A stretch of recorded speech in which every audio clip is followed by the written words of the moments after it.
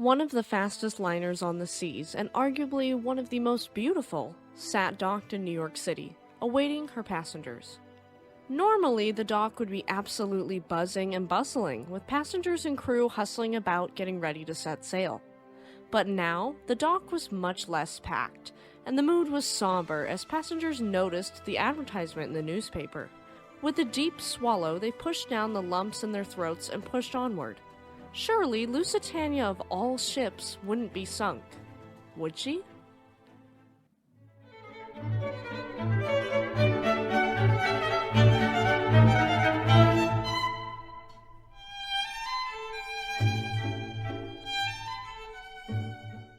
Welcome to Shipwreck Sunday. My name is Eleanor. Just a quick disclaimer for a younger audience before we dive in. This story may be disturbing to some, so viewer discretion is advised. Okay everyone, let's get into it. Welcome to day 1 of Lusitania Month 2024. We have a fun month of longer episodes planned, so I hope you grabbed a snack. Today we start with Lusitania's construction and early career leading up into her sinking. Make sure to share your love of Lusitania in the comment section below. RMS Lusitania and her sister ship, RMS Mauretania, were built in direct response to the Kaiser class built by the Norddeutscher Lloyd Line. These two ships were planned to be the fastest and most luxurious ships on the North Atlantic, prioritizing a weekly service between Liverpool and New York City. Cunard Line had ducked out of being bought by the American businessman J.P. Morgan and becoming part of the International Mercantile Marine Company like White Star Line was, and so they qualified for a £2.6 million of financial assistance from the British Admiralty payable over 20 years with a 2.75 interest rate. And this is important because the British Admiralty wanted to remain in control of as many British ships as possible, and Cunard wanted to build more ships. They would also receive an annual subsidy of £75,000 and a mail contract of £68,000, so that definitely helped. Cunard used this financial assistance from the British Admiralty in order to build these two beautiful ships, and in exchange, these ships were built in a manner that would make them quick and easy to convert into armed merchant cruisers should war fall upon Great Britain. This included gun mounts being fitted but no guns being placed on the ship, so that guns could easily be mounted should wartime arise. RMS Lusitania was the first of these ocean liners, and named after the Roman province in Western Europe of the same name. RMS Lusitania was ordered sometime in 1904, and she'd be laid down on August 17, 1904 in the Clydebank shipyard of John Brown and Company. Cunard Line differed from White Star Line in that they had more than one shipbuilding company build their ships. They didn't have a contract with one shipbuilder like White Star Line did with Harland and Wolff, and John Brown and Company is one of the 3 main companies that built their ships. RMS Lusitania was designated Yard Number 367, and work began on her immediately. Before we continue with her story, let's take a look at her construction, specs, and design. RMS Lusitania was a big, beautiful ocean liner, displacing 44,060 long tons. Her tonnages were 31,550 gross registered tons and 12,611 net registered tons, and she spanned 9 passenger decks. She was 787 feet long overall, but her registered length was 762.2 feet long. Her beam spanned 87.8 feet wide, she had a draft of 33.6 feet deep, and a depth of 56.6 feet deep. Her height varied depending upon where you took the measurement. Up to the boat deck, she was 65 feet tall. To the aerials, she was 165 feet tall. From the keel to the top of the boat deck, she was 104 feet tall. And from the keel to the top of the funnels, RMS Lusitania was 144 feet tall. She was also unique in that she was the first British 4-funneled liner. The first 4-funneled liner overall was SS Kaiser Wilhelm der Grosse of the Norddeutscher Lloyd Line. She would service the Liverpool to Queenstown to New York City route alongside her sister RMS Mauretania. Let's take a brief look at her propulsion.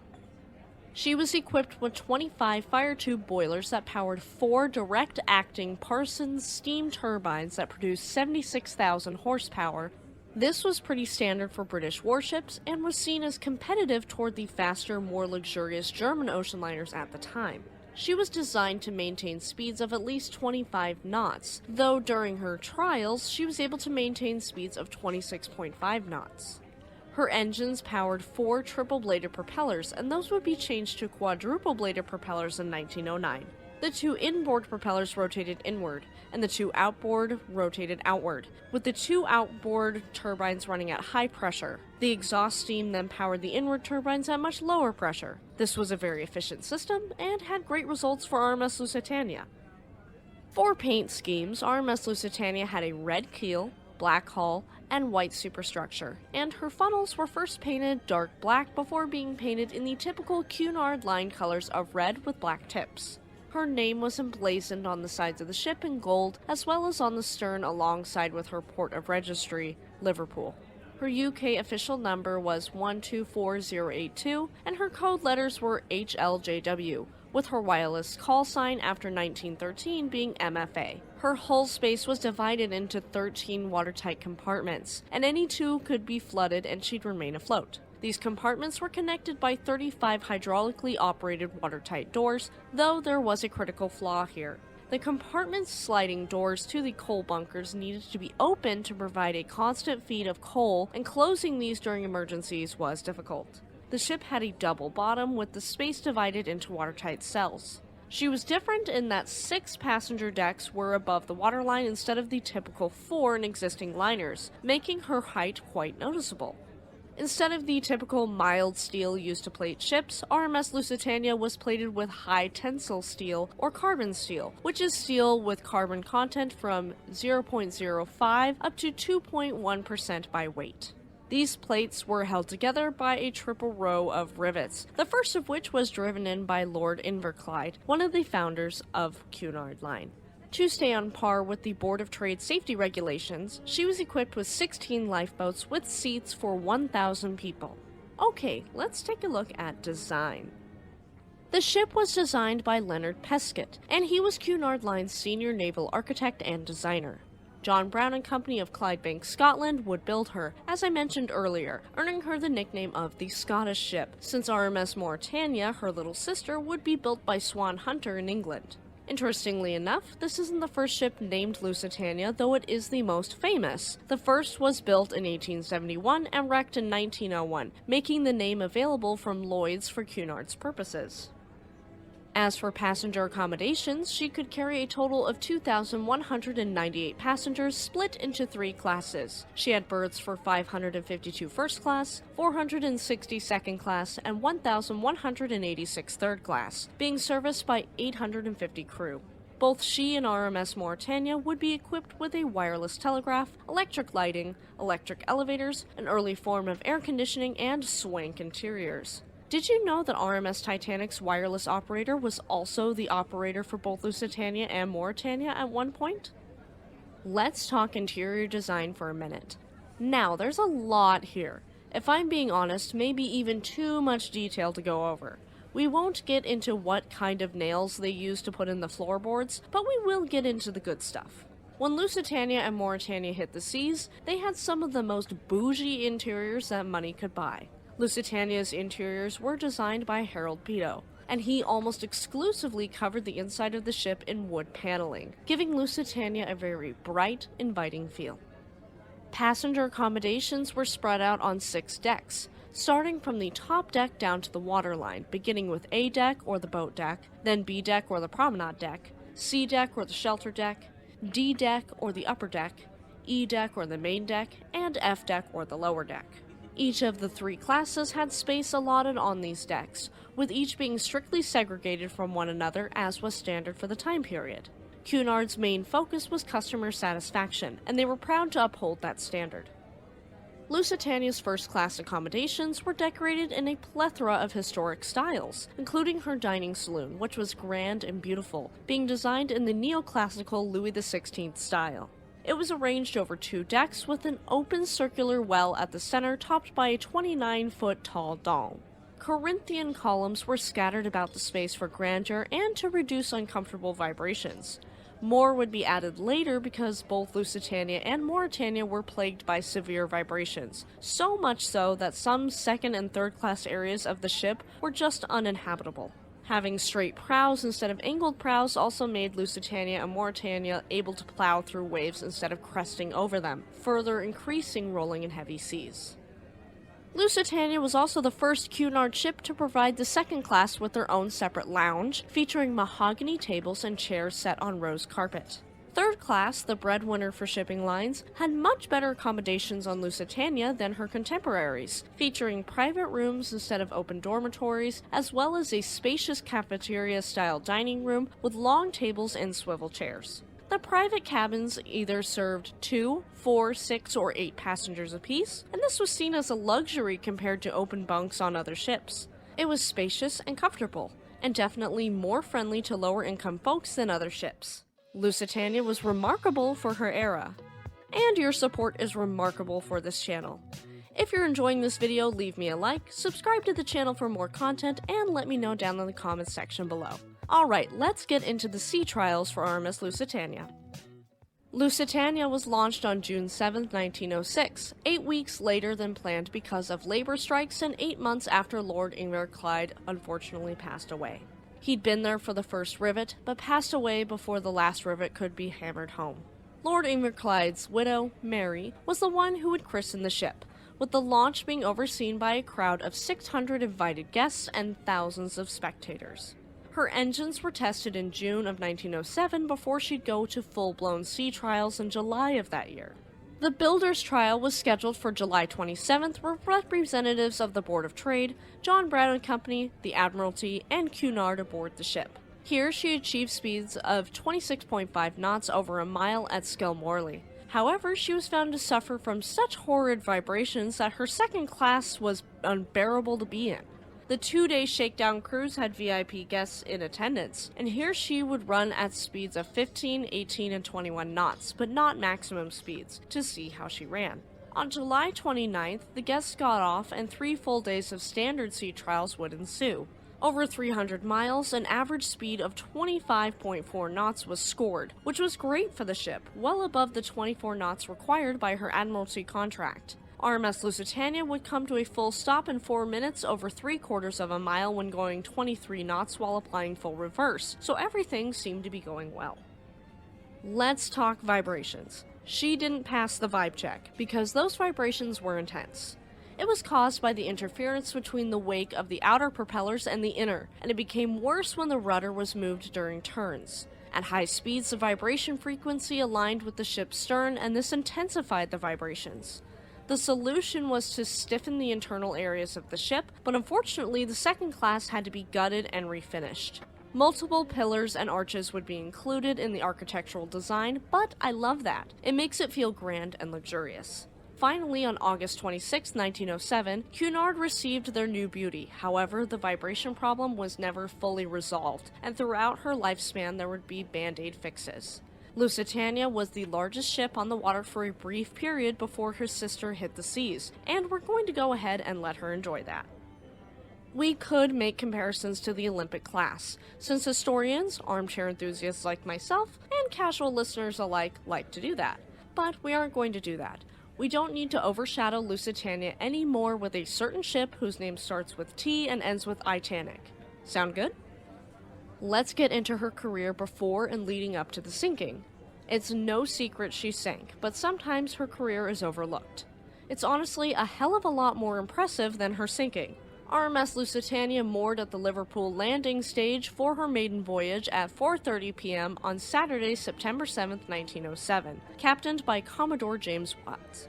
She obtained her spot at the pier as the one-time blue ribbon holder RMS Lucania departed. And RMS Lusitania sat at the pier as the largest ocean liner afloat, looking gargantuan to skeptical spectators and eager onlookers. Her departure was scheduled for 9 p.m., and by that time, a crowd of 200,000 people had gathered to watch and salute her. She left at 9 p.m. to head to Queenstown, Ireland, and here she'd gather more passengers. She anchored once more at Rokes Point off Queenstown at 9:20 in the morning, being joined shortly after this by RMS Lucania, whom she'd passed in the middle of the night. This already goes to show the incredible speed she had because of her unique engine design. 120 passengers were ferried out to RMS Lusitania, and this brought her up to 2,320 passengers heading to New York City. Later at 12:10 p.m. that Sunday, she started off again, passing the Daunt Rock lightship. In her first 24 hours, she'd already traveled 561 miles. Her daily totals would be 575, 570, 593, and 493 miles before she arrived at Sandy Hook, a barrier split in Middletown Township, New Jersey. She arrived here at 9:05 a.m. on Friday, September 13, 1907, taking just 5 days and 54 minutes to cross the Atlantic, just 30 minutes shy of the speed record held by SS Kaiser Wilhelm II of the Neudeutscher Lloyd Line. Fog had slowed RMS Lusitania down for 2 days, and her engines were still not broken in yet. Hundreds of thousands of excited people awaited her arrival in New York City, eager to see Cunard's newest beauty. They gathered on the bank of the Hudson River from Battery Park all the way to Pier 56. New York City's entire police force had been called out for crowd control, watching 100 horse-drawn cabs that had been queuing and waiting to take Lusitania's passengers. RMS Lusitania would spend a week in New York City, and during the week, she was available for guided tours. These guided tours would close by Saturday, September 21, 1907, when she would depart at 3 p.m. for her return voyage, stopping in Queenstown at 4 a.m. on September 27, 1907, and in Liverpool just 12 hours later at 4 p.m. Her return journey took 5 days, 4 hours, and 19 minutes, delayed once more by fog. Her second voyage would receive redemption. This time, the weather was clear, and Lusitania's engines had their warm-up. It was time for her to shine. She arrived at Sandy Hook on October 11, 1907 in just 4 days, 19 hours, and 53 minutes, earning the blue ribbon for the westbound crossing. Some of you, especially our fabulous younger audience members, might be asking, what is the blue ribbon? So let's take a brief look at it. The Blue Ribbon is an unofficial award given to the passenger liner crossing the Atlantic Ocean during regular passenger service with the highest average speed. You can earn the Blue Ribbon for the westbound or eastbound crossing or both, and it is measured by average speed instead of passage time because ships follow different routes on the Atlantic. The term was originally borrowed from horse racing and didn't become widely popularized until after 1910. After 1935, it came along with the Hales Trophy, which currently resides on RMS Queen Mary II. Of the 35 transatlantic ocean liners to hold the title, 25 were British, 5 were German, 3 were American, 1 was Italian, and 1 was French.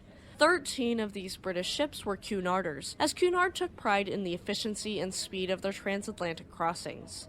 Because Cunard took the efficiency route, White Star Line in general chose to excel in luxury. The longest record holder is the current record holder, SS United States, who took the award in 1952 and remains a blue ribbon retainer. In second place is RMS Mauretania, RMS Lusitania's little sister that we will cover later this month, and she held it for 19 years. The shortest record holder was SS Bremen, and she held it for just 6 weeks. Okay, now that we know what the blue ribbon is, let's get back to Lusitania's second voyage. RMS Lusitania had to wait for the tide to enter New York City harbor, but by then the news of her incredibly fast arrival had already hit the shores, and a fleet of small watercraft with their whistles blaring welcomed her to New York City. She'd averaged 23.99 knots westbound and 23.61 knots eastbound during this crossing. In December of 1907, her younger sister RMS Mauretania entered service, stripping her of her title as largest ocean liner afloat. As if this wasn't embarrassing enough, Mauretania also took the blue ribbon from her sister for the eastbound crossing. The Lusitania did make the fastest westbound crossing after her propellers were switched from triple-bladed to quadruple-bladed screws in 1909, averaging 25.85 knots. She'd briefly take back the blue ribbon, but Mauretania took it right back within the same month of July. Imagine that! Your little sister just comes in and steals the show. That's like your parents saying, "Why can't you be like so-and-so's kid?" And so-and-so's kid just so happens to be your own sibling. The nerve of Mauretania. All jokes aside, Lusitania was still very popular and very successful. If I were a bougie first-class lady back in the day, I'd simply implore that my husband take me on both ships so I could do a comparative study. Both suffered from vibrations due to running on steam turbines instead of compound steam engines, but they were so aesthetically different from one another. Mauretania was dark and gothic with her interiors, while Lusitania was so light and airy and royal like French Revolution-era France. These differences are what made them both so special, unique, and all-around crowd favorites, earning the nicknames of the Greyhounds of the Seas for their quick services, and individually as Lucy and Maury. Now we get into something awesome. The Hudson Fulton Celebration. If you don't know what that is, it's a celebration from September 25th to October 9th of 1909 in New York and New Jersey, celebrating the 300th anniversary of Henry Hudson's discovery of the Hudson River, and the 100th anniversary of Robert Fulton's first successful commercial application of the paddle steamship. The discovery of the Hudson River was vastly overshadowed by the maritime achievements of both men, and thus showed the importance of the river to New York's identity and progress. Organizers of the event used it to not only celebrate the success of these two men, but also the status of New York City as a world city and the achievements of the citizens that lived there. Wealthy and influential New Yorkers like J.P. Morgan and Andrew Carnegie were part of the celebration commission that organized the event, which was planned from 1905 until 1909. It was elaborate and was there to show human innovation, including electricity, which was a huge part of the celebration. Ships and memorials were illuminated over the course of the two-week event, and this includes RMS Lusitania. There were fireworks shows, parades, and even public flights by Wilbur Wright of the Wright brothers, and we'll get into more detail of that now. RMS Lusitania, as well as other ships, participated in the Hudson Fulton celebration, celebrating the different modes of transportation that human beings were capable of creating. Lusitania was there to represent the newest advancement in steamship technology. A newer model of transportation on display was the aeroplane, invented by the Wright brothers and first flown on December 17, 1903. Wilbur Wright brought a Wright Flyer to Governor's Island and made demonstration flights before millions of New Yorkers who'd never seen an airplane before. Some of Wright's flights went right over Lusitania, and he got some amazing photographs of her that still exist to this day. Lusitania would return home after this event, and would move through the rest of 1909 smoothly. 1910, however, did not start out smoothly. I can't imagine the New Year's resolutions of RMS Lusitania or her crew stated that they'd like to be absolutely waffled by a rogue wave. A rogue wave, before we get into it, is an unusually large and unpredictable surface wave that can be extremely dangerous to ships and isolated structures like lighthouses. They are defined officially as waves that are at least twice the significant wave height of waves around it. They don't have a singular cause, but high winds and strong currents can cause waves to emerge to create large rogue waves. Well, one of these mysterious rogue waves would have it out for Lusitania on January 10th, 1910. Remember earlier when I told you her bow was meant to cut through waves instead of right over them? Here's where the consequences of that design choice sink in. She was 2 days into a voyage heading toward New York City when she encountered a rogue wave that was 75 feet high. Her bow was trying to cut through it when the wave rolled right over it and smashed into the bridge. The forecastle deck was damaged, the bridge windows were caved in, and the bridge was even pushed back a couple inches aft. And both the deck and the bridge were given a permanent depression of a few inches. These depressions were scars that reminded her the past was real up until her sinking. She did arrive safely in New York City, continuing on as normal, though she was a few hours late and some of the passengers were a bit shaken up from the experience. After this rogue wave, the next 5 years of her passenger service was uneventful and entirely normal. During her 8 total years of passenger service, RMS Lusitania would carry a total of 155,795 passengers westbound and 106,180 eastbound over 201 crossings on Cunard Line's Liverpool to New York City route. That is a hugely successful career in 8 years. And we hope to be that successful with the support of our patrons. This episode couldn't be possible without our lovely patrons. Thank you all so much. If you'd like to support the channel and future episodes, go to patreon.com/shipwrecksunday to join. Okay, now it's time to spell out the beginning of the end for RMS Lusitania. During the 5 years between the rogue wave and her sinking, RMS Titanic would sink and shock the world, causing RMS Lusitania and ships all over on the water to increase the number of lifeboats they had. RMS Lusitania would increase the number of boats she had up to about 48. Of these, 22 were normal lifeboats capable of carrying 68 passengers, 20 were Chambers collapsible boats capable of carrying 54 people, 12 were McLean Chambers collapsible boats capable of carrying 47 each, 2 were Henderson collapsible boats capable of carrying 43 each, and 14 were life rafts, capable of carrying 20 to 40 people each. She also had nearly 3,000 life preservers aboard. With her life-saving rafts and boats, she could save 3,506 to 3,786 people. That's only if everything goes perfectly smoothly and she's able to deploy all of these lifeboats and life rafts successfully, however.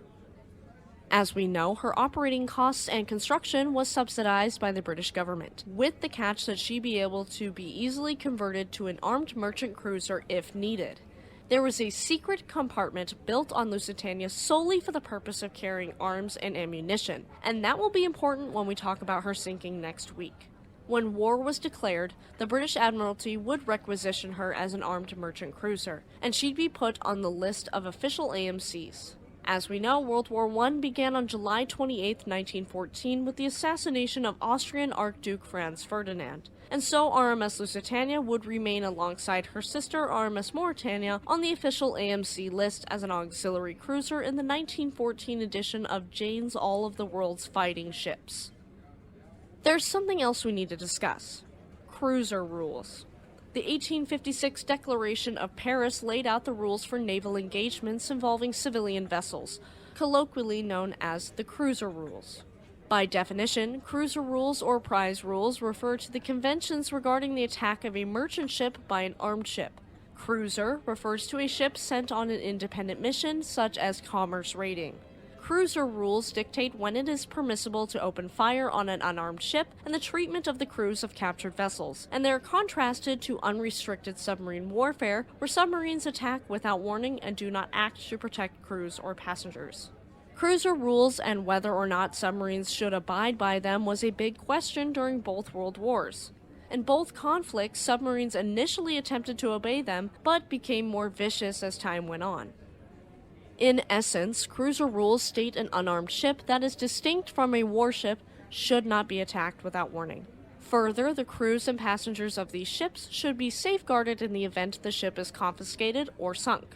However, these ships, like passenger ships, have to follow certain rules to fall into this safer category. Number 1. They must fly the flag of the country they truly represent and cannot falsify nationality. Number 2, they must stop when confronted and allow the enemy to board the ship to search for contraband. Number 3, they cannot carry military personnel or transport troops. Number 4, they cannot transport munitions or firearms. Number 5, they cannot be armed with any sort of weapon, even as a means of protection. 6, and lastly, they are encouraged to ram submarines to enforce cruiser rules. In the event a passenger ship has been boarded and is found to have contraband, a few things can happen.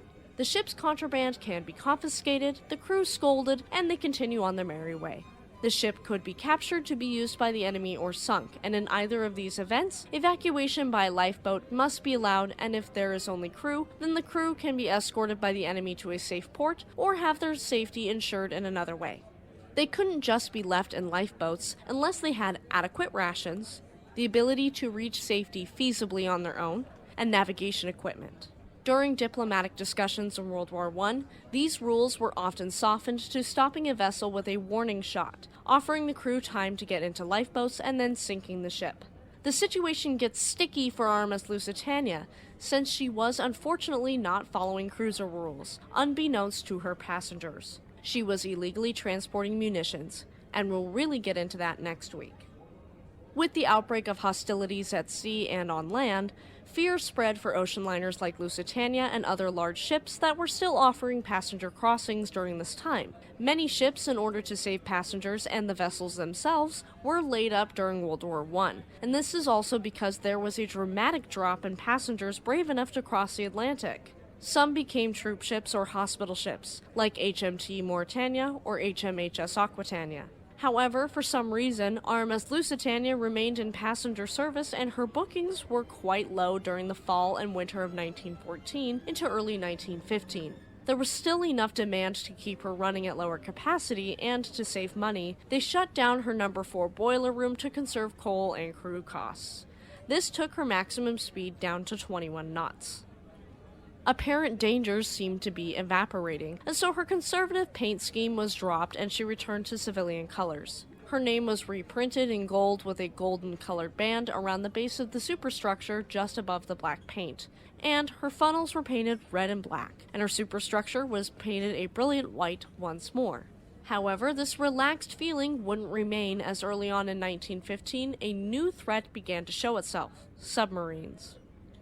On February 4, 1915, Germany declared that the seas around Great Britain and Ireland were now a war zone. This meant, after February 18th, any ships in the area would be sunk without warning, disregarding the cruiser rules. This wasn't defined as unrestricted submarine warfare because efforts were going to be taken to avoid sinking neutral ships. But passenger craft that were British or any of her allies were fair game, and this was despite the fact that the United States demanded, quote, strict accountability. Going against cruiser rules once more, Lusitania arrived in Liverpool on February 6, 1915, flying the U.S. ensign, which was neutral at this point in the war. This had been raised off Southern Ireland, causing rumblings throughout Europe. The sinking of RMS Lusitania, and particularly passenger ships in 1917, would be the thing that finally brought America into World War I, but we aren't going to focus on that today. We know exactly when her next scheduled voyage took place, and she was to arrive in Liverpool on March 6, 1915. The British Admiralty issued specific orders to her and her crew on how to avoid German submarines. Admiral Henry Oliver ordered HMS Laverock and HMS Lewis to escort her, and he took an even further precaution by sending the Q ship HMS Lyons to patrol Liverpool Bay. However, due to an issue in communication, Captain Daniel Dow of Lusitania didn't contact the destroyers and proceeded to Liverpool unaccompanied. He's lucky they weren't sunk that voyage. After this colossal mess-up, her protocols were altered. She was ordered not to fly any particular flags in the war zone, and her funnels were painted gray to disguise her from submarines and obscure the fact that she was a Cunarder. However, there was no hope of disguising the enormous vessel, since her name was not painted over on the bow, and her profile was incredibly iconic. Captain Dow would be replaced by Lusitania's final captain, Captain William Thomas Turner. He was familiar with Lusitania as he'd captained her, Mauretania, and Aquitania prior to World War I. He was knowledgeable and a very brave man. Other than the sinking of Lusitania, the man was also known for saving a man and a young boy who'd fallen in the water after the Alice Davies wrecked in a collision with his ship Cherbourg. He also rescued a teenage boy when he'd fallen from the Alexandra dock, and he rescued half the crew of the West Point in 1910. So this man knew no fear and only honor and duty. Captain Turner and RMS Lusitania left Liverpool on April 17, 1915, on her 201st transatlantic voyage, and they'd arrive safely in New York City on April 24th. Before their arrival on April 22nd, the German embassy submitted a warning advertisement in 50 newspapers regarding Lusitania after being spurred on by concerned citizens. This advertisement was also posted in New York and in New York newspapers, warning citizens that Lusitania was a British ship, and there was conflict between Germany and Britain that put the ship on German submarines' radars. I'll read it to you verbatim since they say it better than I ever could. It reads, quote, "Notice. Travelers intending to embark on the Atlantic voyage are reminded that a state of war exists between Germany and her allies and Great Britain and her allies. That the zone of war includes the waters adjacent to the British Isles. That in accordance with the formal notice given by the Imperial German government, vessels flying the flag of Great Britain or of any of her allies are liable to destruction in those waters, and that travelers sailing in the war zone on ships of Great Britain or her allies do so at their own risk. Imperial German Embassy." That's pretty cut and dry in my opinion. If I read that, whatever business I had waiting for me in Liverpool could wait. I wouldn't want to risk my life or my family's life trying to make that crossing during wartime. The risk of submarine attack would be terrifying, and as we will see next week, it came at great cost. Despite these warnings, RMS Lusitania would depart Pier 54 in New York City for the last time on May 1st, 1915 at 12:20 p.m. with 1,266 passengers and 696 crew aboard for a total of 1,962 people. Of these people, most of them were British or Canadian, and 128 were American. Her first class was underbooked at 290. Her second class was vastly overbooked at 601, and so the overflow slept in empty first-class cabins, and the third class had 373, which was normal for an eastbound crossing. None of these people ever thought this voyage could be their last. Captain Turner, affectionately nicknamed Bowler Bill for his favorite choice of hat, attempted to soothe passengers, assuring them that Lusitania's speed made her much safer from submarine attacks. Even with her speed only at 21 knots, she was much faster than any U-boat, meaning she'd have to be very close to a U-boat for there to be a successful attack. Unfortunately, like Icarus, she'd fly too close to the sun and get burned. Most of the voyage was rather uneventful. The most eventful part of it was that early into the voyage, 3 German-speaking men were discovered in a steward's pantry. Detective Inspector William Pierpoint of the Liverpool Police was on board disguised as a first-class passenger, and he interrogated the 3 men before locking them in cells for further questioning after she'd dock in Liverpool. There was another potential German loyalist, an Englishman named Neil Leach, who was a crew member, and he'd been working as a tutor in Germany before World War I. Leach had been interned, but was released by Germany, and the German embassy in America was warned that he was in the country, so he met with German agents there. This means the 3 stowaways and Leach were probably spying on RMS Lusitania and her cargo, and all 4 went down with the ship. Pierpoint survived the sinking, and he probably knew about Leach, and so that's why he was there in the first place. She made it across the bulk of the Atlantic with no issues, and she made it 6 days into her 202nd voyage with no sign of U-boats. She was 2 hours behind schedule because of a last-minute transfer of 41 passengers and crew from the recently requisitioned SS Mauretania. At the same time, SMU-20 of the Imperial German Navy lurked in British waters, awaiting the perfect target. Let's take a look at SMU-20 real quick, shall we? SMU-20 was a Type U-19 submarine built for the Imperial German Navy in 1911 and completed in 1912. She was 210 feet and 6 inches long, had a beam of 20 feet wide, and a height of 23 and 11 inches tall, and a draft of 11 feet and 9 inches, displacing 640 long tons surfaced and 824 long tons submerged. She could reach speeds of 15.4 knots surfaced and 9.5 knots submerged. On May 7, 1915, she was patrolling off the southern coast of Ireland, and she was commanded by Kapitan Lieutenant Walter Schweiger. Earlier in the year, when Germany had declared British waters unsafe, they formed an underwater submarine blockade around the British Isles and declared any vessel as a legitimate target. As she made her regular rounds, she sighted RMS Lusitania sailing off the old head of Kinsale. They were low on fuel and only had 3 torpedoes left, looking to take down 1 more ship before heading back to port to resupply.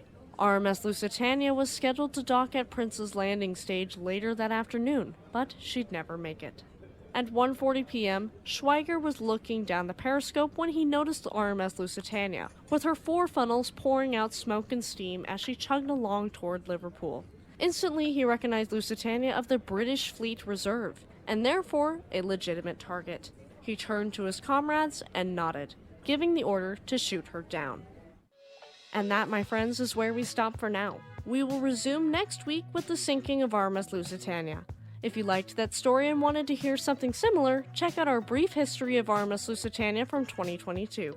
Stay tuned next week for the story of RMS Lusitania's sinking and the aftermath thereof. Thank you for tuning into Shipwreck Sunday, have a great week, and we'll see you next time.